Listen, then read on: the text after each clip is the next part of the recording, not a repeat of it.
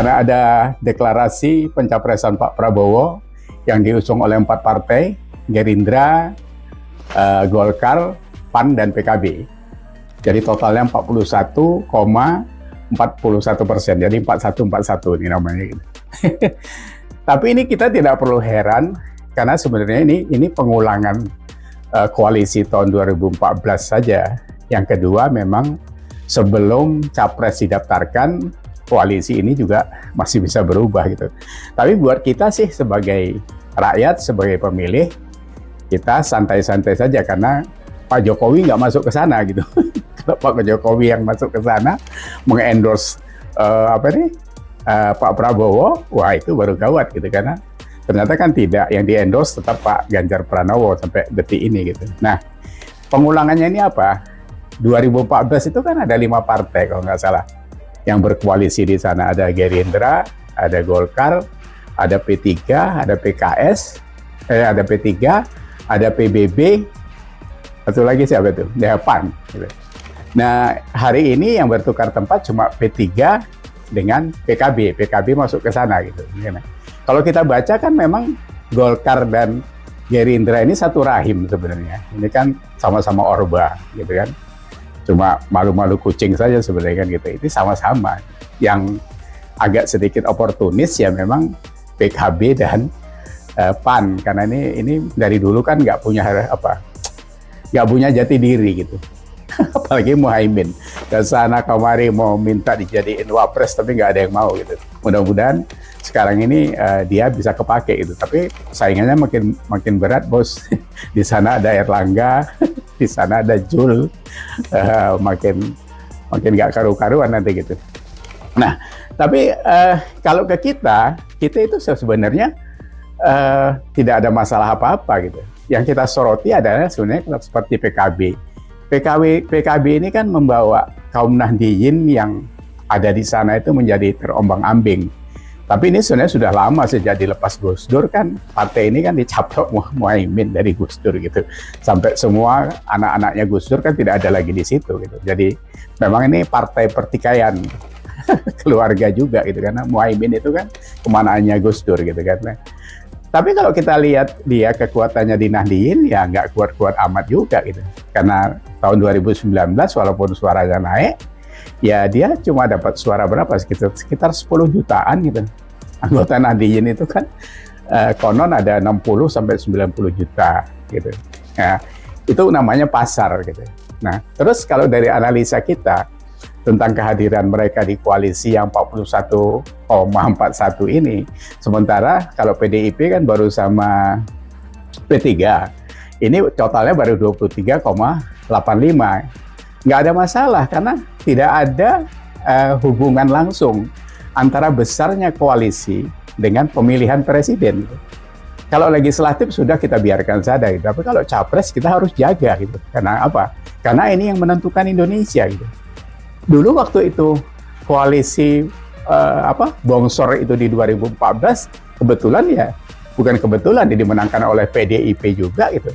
Pak Jokowi juga terpilih sebagai presiden dengan kemenangan 53, sekian itu gitu. Nah, tanpa modal apa-apa kalau kita bilang waktu itu ya Pak Jokowi masih UMKM waktu itu gitu kan. Gitu.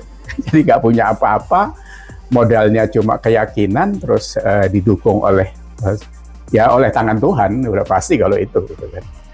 Menang, dan itu 10 tahun kemudian 2019 menang lagi di 55%. Jadi buat kita yang dukung Pak Ganjar nggak usah pusing, apalagi Pak Ganjar sekarang sudah di-endorse oleh Pak Jokowi, dimentori Pak Jokowi, terus didukung oleh keberhasilan Pak Jokowi.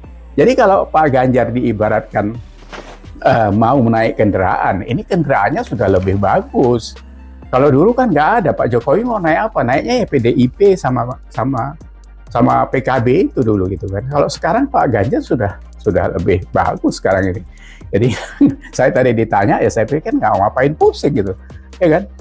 Ya 2019 kan kita tahu PDIP dan PKB itu dipilih oleh berapa? 19 tambah 9, 28% ya. selisih suaranya berapa sama Pak Jokowi itu? Ya kan, Pak Jokowi kan dipilih oleh 86 juta suara.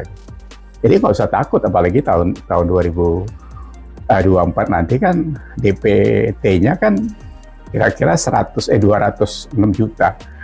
Ya cari 51 masa nggak bisa dengan kekuatan Pak Jokowi sama Pak Ganjar. Ya. Jadi saya tadi banyak nih sampai sore tadi nih banyak kawan-kawan yang DM saya, WA saya. Ya, saya bilang santai saja. Karena di situ kita punya dua kekuatan besar, Pak Jokowi dan Pak Ganjar itu sendiri. Gitu. Ya, ini orang kan punya latar belakang yang jelas. Gitu. Masa kita kalah sih sama mereka gitu. Nah, buat kita, buat pasar itu juga makin jelas. Siapa yang mereka dukung, siapa yang mereka ke sana itu kan jelas-jelas Orba. Kemarin kita baru disibukkan oleh PSI, ya. Ini, nah yang kasihan memang kembali lagi antara Pak Jul dan Pak Muhaimin ini gitu kan, nemplok sana, nemplok sini, kayak nggak punya pendirian gitu. Tapi ya biarin saja gitu. Orang-orang yang sibuk dengan dirinya itu kan cuma kelas cari makan saja gitu, bukan negarawan itu, ya. Kalau Pak Jokowi dan Pak Ganjar ini jelas negarawan. Kalau di sana itu ya ada yang jadi relawan, ada yang jadi bendaharawan, apalagi nggak ada negarawan di sana gitu. Wong catatan hitamnya begitu panjang kok ya, Pak Prabowo catatan hitamnya panjang. Semua yang kita di medsos sudah kayak gitu, tidak perlu kita kaji-kaji lagi tuh, orang sudah tahu semua ya kan. Jadi tenang sajalah, tenang saja. Alhamdulillah hari ini lebih awal kita tahu siapa yang bergabung di sana. PDIP juga jadi makin sumringah karena sudah tahu, oh ini bukan kawan musuh dalam selimut lagi, ini udah jelas-jelas musuh. Gitu.